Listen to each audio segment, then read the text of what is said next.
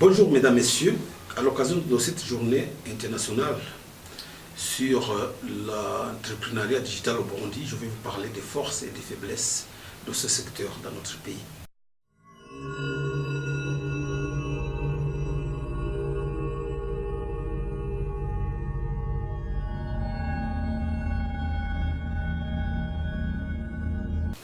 Parmi les forces, nous notons la forte volonté des parties prenantes pour le développement des TIC au Burundi. Je dirais d'abord la Banque mondiale qui nous a aidés à développer le réseau national de fibre optique qu'on appelle BBS, Burundi Backbone System, qui couvre la totalité du territoire national sur une longueur de 1250 km. Parmi les forces aussi, nous avons un pays avec une main-d'œuvre jeune et disponible.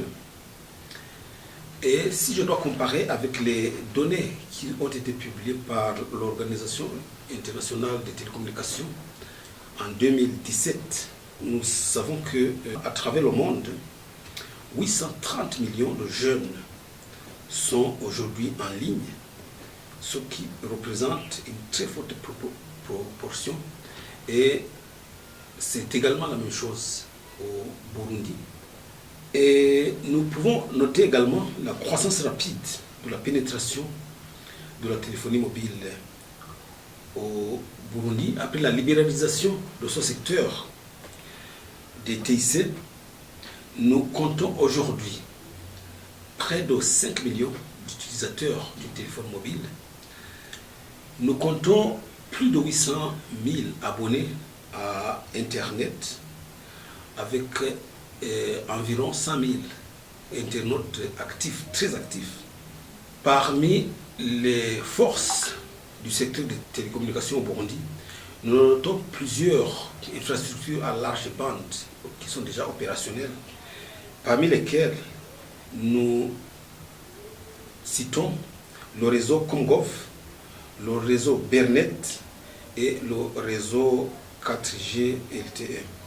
Parmi les différents réseaux existants, nous allons citer d'abord la dorsale BBS qui s'étale sur 1250 km de fibre optique avec la norme ITU G652D avec un câble à 48 brins qui va relier 22 sites principaux ainsi que 6 points d'entrée aux frontières suivantes: Ruhwa, Kanyaruho, Gasenyi, Kobero, Mugina et Gatumba.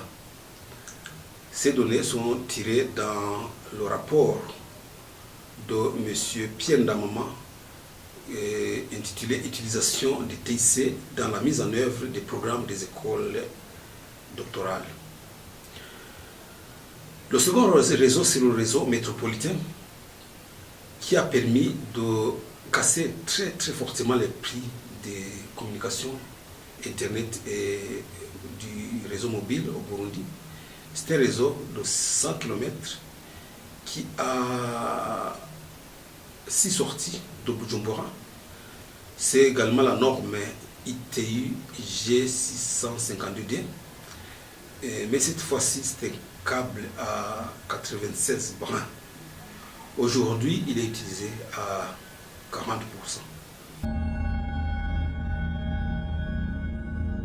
Parmi les faiblesses du secteur du TIC au Burundi, nous notons une industrie locale de TIC qui est encore embryonnaire.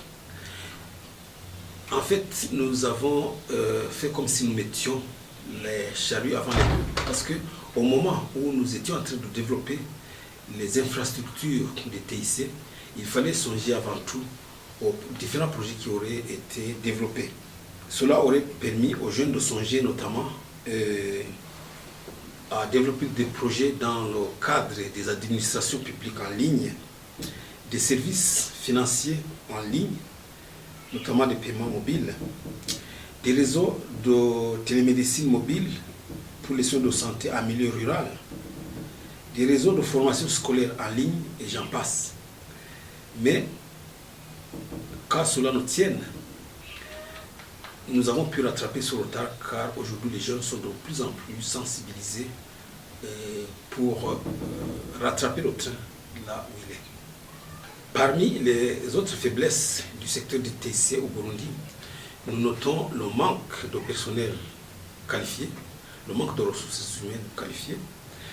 Il existe quelques écoles qui se disent supérieures de formation en TIC, mais certains d'entre eux délivrent une formation très lacunaire.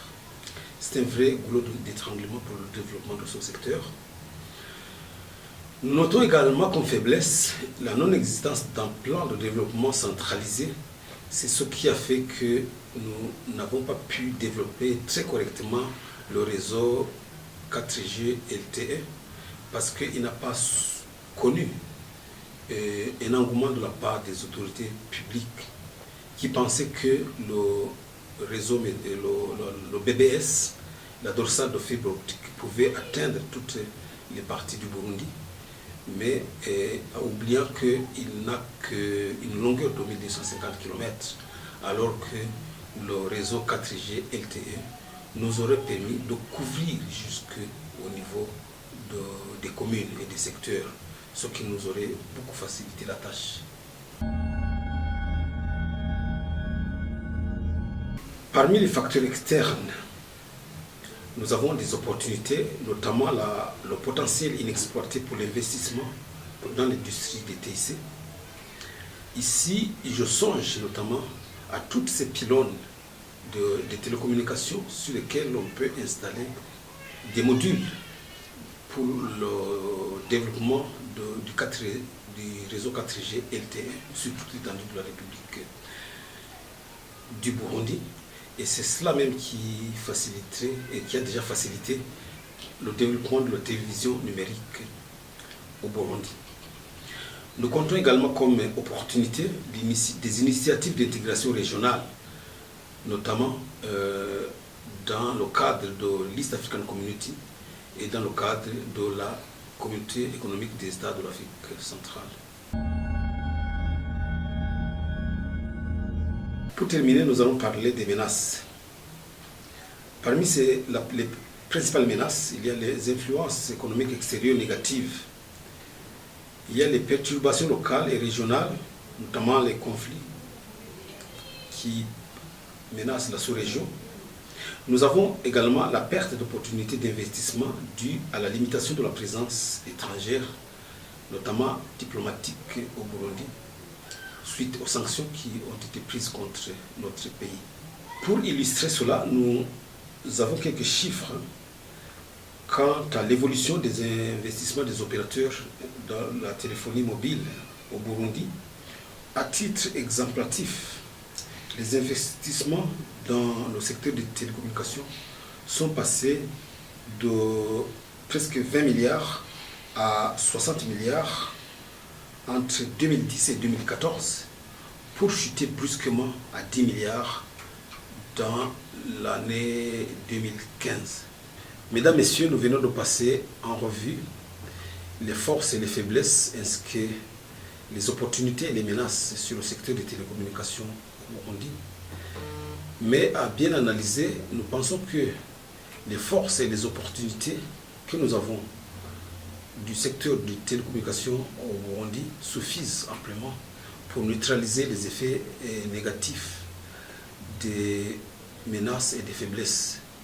Ainsi donc, j'encourage tous les jeunes à s'impliquer encore davantage pour développer des projets qui peuvent devenir un moteur de développement non seulement pour le Burundi, mais pour toute la sous-région.